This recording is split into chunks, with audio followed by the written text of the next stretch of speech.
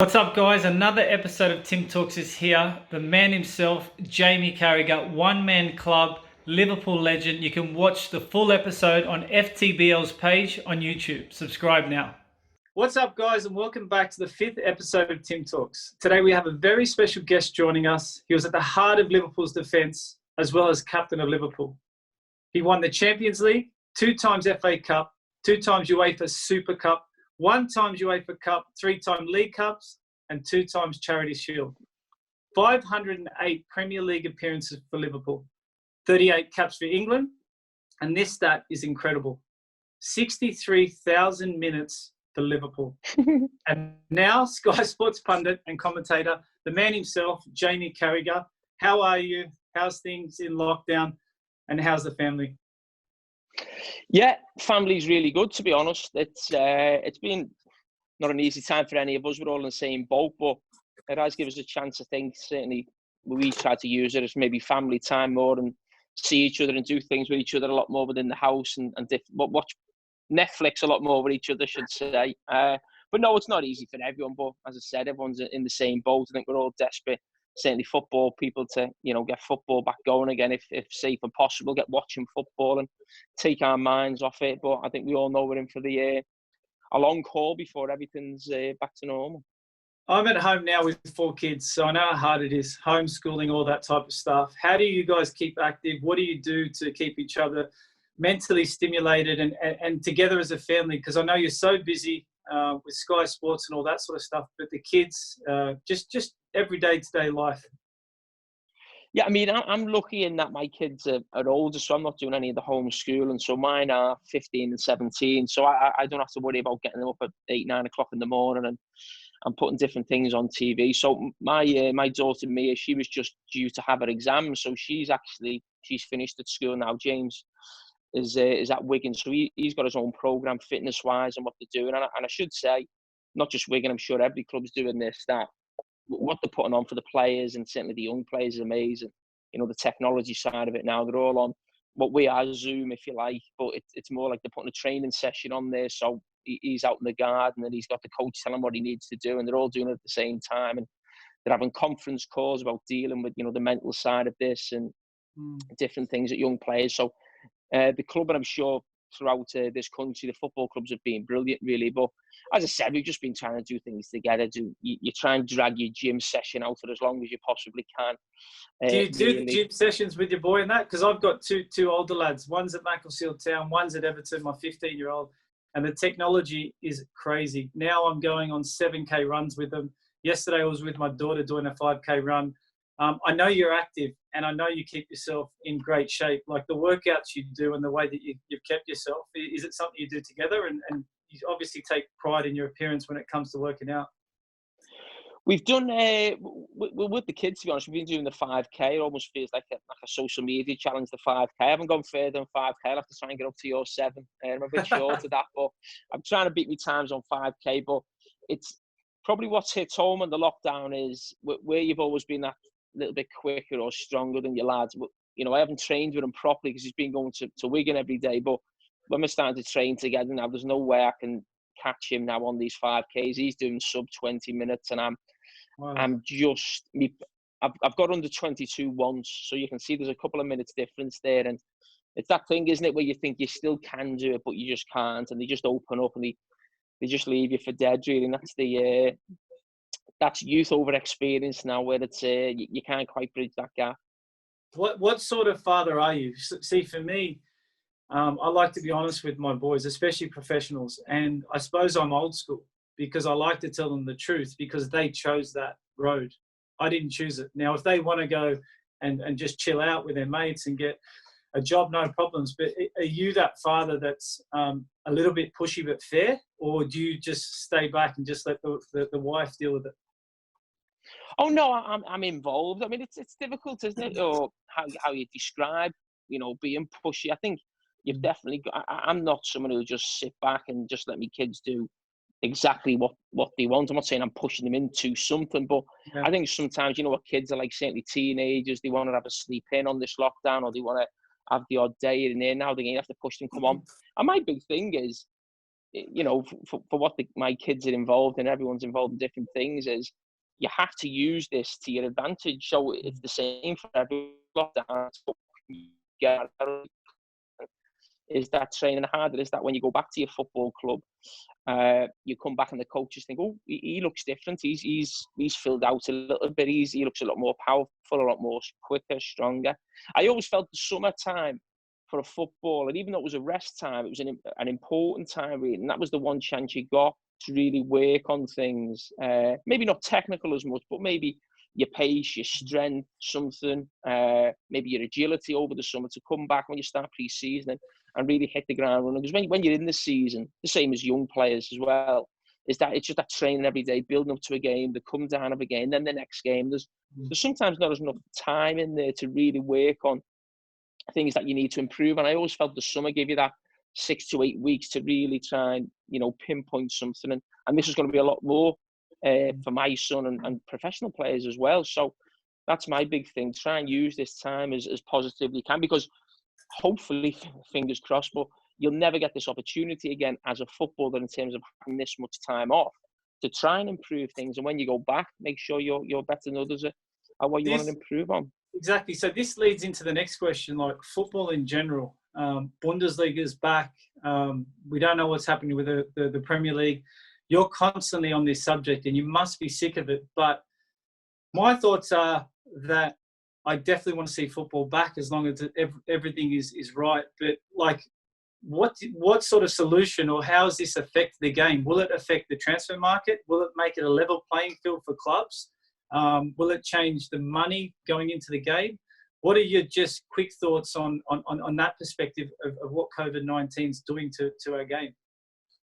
Well, in terms of the transfer market, I think the transfer market will take a hit in the next few years. I think the real top clubs will still have the financial muscle to sign players, and they actually may look at it and think your middle of the road clubs and teams near the bottom of the Premier League, who normally you would buy your players from, they will now, like in any business, things may be cheaper because they need money to come in. So the top clubs may actually see it and think we can take advantage of this. I know it doesn't quite sound right saying advantage. Maybe it's not the right type of word I should use it in the situation that we're in, but that's the name of the game. Teams will be ruthless when they get their opportunity. I think teams in the middle, bottom of the Premier League, top championship, I think they maybe really have to put the reins on. But the teams who have got maybe Champions League money, the bigger TV money coming in, maybe, basically the top six, although they will have the biggest wage bills you'd expect. But I'd still expect them to do a little bit of business in the summer, but certainly nowhere near as much. And also those teams will always have 2 or 3 players they want to offload who they don't think are good enough. Will there be teams to actually buy those players now? Because those players, again, would possibly go to teams near the bottom of the Premier League if they then got the money. So I don't think there'll be that movement of players anywhere near as much as we usually see. But I still think the top clubs, if they really want someone, they may think they can get them a little bit cheaper. I have to put it out there. I do think Liverpool deserve the league. I'm not someone that looks at it that wants the league cancelled. I think it's been a long wait, but it's thoroughly deserved. The effect for me that Klopp's had is probably the missing ingredient. Not to say anything was missing before, but he's just brought everything together. What's your thoughts on that? The title, potentially, I don't think it will go, but I think you deserve it. I think it should be done and dusted. But the quick thoughts of it maybe not happening is a big travesty, possibly. Yeah, it is, because I think it's just, obviously, as you said, it's been such a long wait. I think if Liverpool would have won 3 or 4 league titles in the last 10 years or so, it wouldn't feel as if like this was the one so much, and maybe you could accept it not. Same from Liverpool supporters' point of view, from it maybe not happening if it didn't. You'd still want it to happen, really. But listen, as you said at the start, the most important thing is that everyone's safe and sound. And most importantly, that will be players. They'll be the ones who will be coming into contact with each other on training pitches, grounds, whether it's neutral grounds as well. Really, but it is a really difficult one and a delicate one, and everyone's fighting for their own situation. I think the teams at the bottom are fighting to stay in the league. I think, if anything, they'd like it to be stopped, and I think they're almost pushing for it to be stopped, null and void. was something Karen Brady said at the start. There's talk of, if they accept neutral grounds, that means there's no relegation. That's what the bottom six wants. I don't think there's any point playing relegation. I agree. There's absolutely no point. I think there should be relegation. However that comes, whether they play the games out in neutral venues in their own stadiums, or it's points per game, something. I think there always has to be something there, because the teams at the bottom, I don't think, and the teams at the top of the championship should lose out, because you're actually rewarding the ones who haven't had a great season and penalising the ones who've had really good seasons in some ways. But I think for Liverpool situation, I think whether the league carries on or not, they'll be given the league, and it's in some ways it's possibly the easiest thing to sort out, rather than European places or relegation, because Liverpool are so far ahead. But you ask anyone to do with Liverpool, or anyone in that situation, you still want to win it on the pitch. And have it really official, because there'll always be that thing of like, oh, you never really won it. I mean, it's probably hard to make that argument because of the points difference, but I think anyone in that situation would like to just, get the couple of wins of what Liverpool need, and then, certainly make it official. But as I said, it's there's more important things out there, certainly with people's health, and Liverpool Football Club know that more than anyone in terms of what happens to football in these situations. So I think, if not safe for players to play, they can't play. Yeah, no, I agree. I'm in the point of transition. 1 year retired. You've transitioned from a professional footballer into a pundit. The way you come across on the TV is amazing, because not that you're in a changing room, but you're assertive, you're to the point, you can tell you're a captain, you can dominate a conversation with content, because you're very big on your statistics, which is also very important. How's that transition been, and why are you not a coach when you have this vast amount of knowledge? And for me, I'm using punditry for my coaching, which, I've experienced stuff on Sky Sports and now BBC. It's a catch-22, because we want to be in both, but we can't be in both because that's not the world. But how are you enjoying it, and just jumping straight into that scene as one of the icons on TV at the moment for such a big show? I mean, I was always going to stay in football. I mean, football's been in my life since I can remember. It's been a dominant thing in my life. So, and it always will be, in terms of, it's always going to be my big passion away from family. But the big decision for me was coaching or punditry. I used to watch everything as a player. Not so much to check what the pundits said, but more just I love football. I wanted to see every game, every goal, who was doing well, who wasn't. But then you see the pundits, and I used to always think it lacked a little something, maybe the detail at times. Yes. And when I got over 30, it was, let's start preparing now for the next phase of my career, whatever that may be. So I started taking my coaching badges. I done my B license. I went on the A license course. I think Stuart Pearce was involved somewhere down south. And I also did a little bit of punditry in the European Championships of 2012, really. And I enjoyed the punditry more. But what I would say is the coaching at the very start is not what it's going to be as it moves on. And people explain that to me. But I got to the stage where I knew I had 1 year left at Liverpool. I told the club I was finishing 12 months in advance.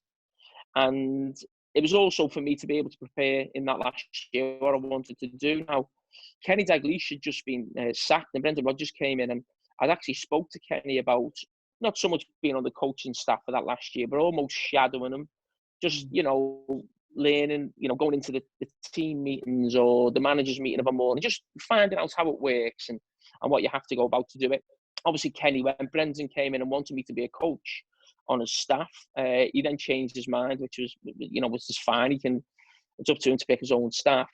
But the club knew I was finishing, so there was nothing there at the end of it. And again, which is fine. It's as you know, at Everton and Liverpool, sometimes you like to have ex-players there on the staff or involved in the club, but it's not, should never be jobs for the boys. It should be the best person available. So I was just playing on, and Sky came to me with about 6 months left of my contract, and I wasn't going to go to the club and say, Sky want me, what are you going to give me, or nothing like that. I wouldn't do that. So basically, Sky wanted me. I had a little think about it for a couple of weeks. I decided to say yes. I actually went down to Sky I think it was about the January time, just to have a look around and meet a few people. And someone got wind of it, and it was going to go in the press that basically I was joining Sky, which basically meant I was retiring as well at the same time. So that's why I actually had to announce I was retiring early. It was a lot more early than I wanted it to be. I probably would have done it with maybe 2 or 3 weeks of the season left, but because it was coming out in the paper, I had to sort of announce my retirement at I think it was the end of January, early February. And don't get me wrong, it will always be a what if in terms of coaching or management. And I look at managers on the sideline, I think, I'd love to be Jurgen Klopp, wouldn't I? Jumping everywhere when Liverpool score and having that passion for your club. But I sometimes think, am I prepared to put in the work to get there, though? And that's probably something that I wasn't maybe fully committed to doing. And, you know, being on the training pitch, doing all the coaching badges, starting with the academies. And yeah, maybe I don't think I probably was prepared to do that. And I was very lucky that I could go right in at the top on TV, which made it an easier decision. And what do you like about punditry the most? Because I didn't realise how accountable I was with what I say and the reactions that you get afterwards, whether it's social media, like I did a match of the day, and I did one on Sky Sports, and we're talking about Dele Alli and sort of things. So it's a big responsibility, a very big responsibility that you have to work tirelessly, constantly going through your notes and making sure you know a little bit more about the person, because it's the mental side and also the physical side of the athlete. Like, what do you enjoy about it, and also the pitfalls of, you know, we can't know everything, and also we're held accountable for everything we say. Yeah, I mean, I do love talking about football. I basically think I'm getting paid for something I'd be doing if I wasn't on Sky. I'd be sitting in a pub talking about football. I'd be sat on my couch watching TV, talking with friends about football. And I try not change how I would be too much, to be honest. I love the real detailed analysis. And the best way to explain it is I try and give the analysis that I think we as players would get on a Monday after the game. Whereas it's not just showing who scored a great goal. Yeah. It's more getting into the nitty gritty of your job just behind the striker was maybe to stop Xabi Alonso getting on the ball. You know, the real sort of, so did you do that? Or if you did that, how you did it well, how aggressive you were, when you pressed, where the ball was when you pressed, and really get into sort of that side of it where hopefully it's as much for the players and maybe people in the game to watch, not so much learn. I'm not being arrogant saying that, but rather than saying, you know, the obvious stuff that we can all see, try and see something a little bit different, or what happened in a game, or what happened before a goal, or why did the goal happen? What happened 5 minutes before? You know, so a lot of the time I'll watch Match of the Day, which is a completely different show to us. That is about showing the highlights for people who haven't been at all the games, and they show the goals and who the best player was. But I don't think that would excite me, if I'm being totally honest. I try and find something maybe people haven't seen, or try and develop something, a theory or something really, you know, along those lines. And we go with that. And possibly on for a Monday Night Football, I would maybe watch 2 or 3 full games. Certainly, if something's big happens in a game and it's between 2 big teams, you know you're going to be covering that. So it's normally on Sky anyway. So you'd watch it, but you might say, you know what, I want to watch the first 15, 20 minutes again, because that's what sparks something. And you watch it on the big camera, so it shows all 22 players. And you can always see things different from what you can see on the, you know, a normal game on TV. So that was what really sparked it. The thing about social media, what I would say is, if you're thinking about going into punditry, you can't let social media affect you and think that it's real and everything on there. You know, for me, social media is a great tool to promote what you're doing in lots of different walks of life, but it's also not real life. And I think you shouldn't get too hung up on whether people question your opinion or different things. That's what football is. It's an opinion, and and obviously back that opinion up with footage or stats and the way you go about it. But you know, there's no doubt it does cause you know, a lot of problem. And also with my big thing is because I was with one club for so long. So if I ever say anything positive about Liverpool, I'm biased to Liverpool. Yeah. If I ever say anything negative about Liverpool, I have Liverpool fans then saying, you're trying to show you're not biased to Liverpool. Yeah, so you're almost like you can't. And to be honest, at the start, I wouldn't say it got to me. a little bit, but you'd be a bit like, well, I never said that, or I said that, or Yeah. I didn't mean it like that. But in the end, I think you just got to switch off. And if you know yourself, you're saying it as you see it. I'm not too worried what people think, to be honest. No, I like it because you have the banter with the fans on social media. Gary Neville, what you do, the way that you play off it, it's brilliant because that's what it's all about. Touching on that, I want to go to Liverpool because 19 years, is it, roughly, playing for Liverpool? Yeah, probably. 19 years. That is incredible. Like, if it's more, if it's a little bit less. Look, I was at Everton for 8 years. And I could never see myself playing for another club, regardless of the whispers in the background. I don't think we'll ever see that again. And do you understand really what you've done and the loyalty towards that football club in context now retired and looking back at how remarkable that is for a player to do that in this day and age? Yeah, I mean, to be honest, the other day, someone sent me through a lot of questions. I have to do another one of these calls with Sky customers, I think, in a couple of days. And someone said something about your biggest achievement. And people always maybe say, oh, he'll say this, the Champions League final or something like that. But that's a team thing. Sometimes you need a little bit of luck to be in the right place at the right time. And I actually just thought about the question. I thought probably playing for Liverpool my whole career, really. I class that as probably my biggest achievement, in that it's not easy. It's a big club. They're looking all around the world for players, and being a local lad, and sometimes it's not easy as a local lad. I think sometimes you take them for granted. You may know, lads at Everton in a similar situation, maybe Tony Hibbert or Leon Osman as well. But it's probably a little bit more difficult to establish yourself as a local player.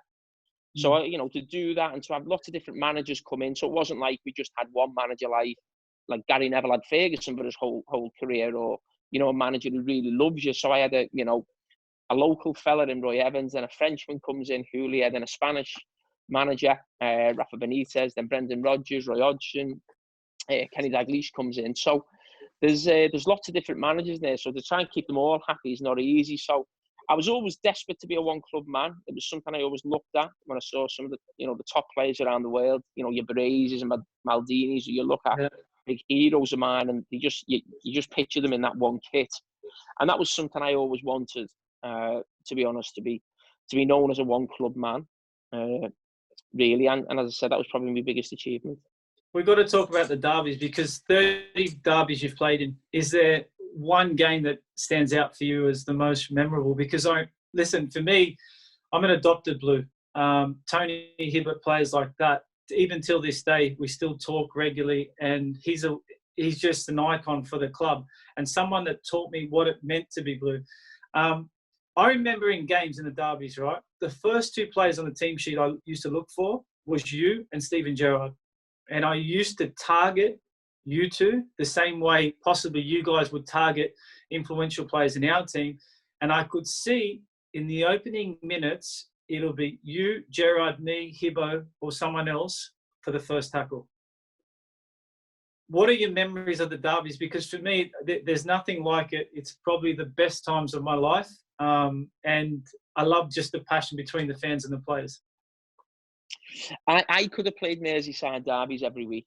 I absolutely loved them. I loved playing at Goodison more than Anfield in the games. I love that thing of going somewhere where everyone hated you and everyone wanted you to lose. And it was that. If there was one place I could pick to win every season, it'd always be the derby at Goodison. That would be number one on my list. I absolutely loved playing there. I mean, listen, I was there lots as a kid. I know the ground so well. I used to love the pitch at Goodison in that it was so tight.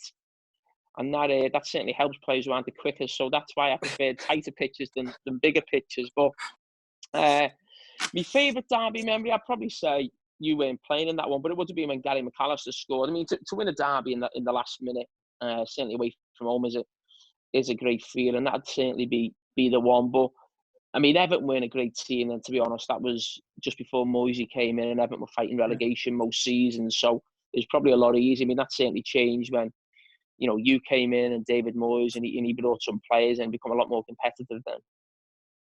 No, I do remember it, because I remember the battles. And I'll tell you now, I used to go looking for you? I used to like, I wasn't the quickest either, but I used to go on the pitch and it was like who could disrupt each other more and the momentum. And I was watching, I could watch Gerard all day, even on the pitch, the way he moves. I could watch your leadership from behind. I could see Xabi Alonso put the ball on the string, Torres, all these sorts of players. It was such a good ingredient. But the battles for me, individual battles, and if you won that, that's half the job. But I used to remember targeting you. Do you ever recall any times that we've had those battles? And then, because always it's shaking the hands after in a cuddle. Yeah. No, I think that's the way. I mean, that's the way I love to play football. I mean, be really tough, uncompromising, aggressive, but always shake hands at the end, no matter, what the result, how it had gone. And you beat us a few times, certainly at Goodison. I remember some of those games and you getting goals and different things. I always remember one where there was I don't think you scored off it, but I remember a ball going to the back post at the Gladys Street, and I knew you were behind me, and I knew you had the run on me, and I was jumping from a standing start, and it was almost jumping, waiting to get that. And I think you headed it just over the bar. I don't know if you can remember it. Just went over the bar at the Gladys Street. I also remember another situation. I think it was one just at Christmas time, at a night game. I think we won 3-1 at Goodison, and there was one where I cleared one. I just followed through, and I knew you were there, and I just left my arm there and it hit you right in the back of the head. but see, this for me, I think for me that's the memories also that I love about football, because you talk about John Terry. Like, you would say that you are a tough defender, but you're also very cultured. You're also very methodical. When I used to watch games and I used to study your movements and which side you turn quicker off, or where you position yourself on the pitch, depending on what striker plays, I used to always make sure that I had my distances right, or that I had the run on you. Because a standing run where you had, or me running at you guys, was better. But I just feel that your game, people talk about it as that tough midfielder, but also the culture to win Champions League, to win what you've won.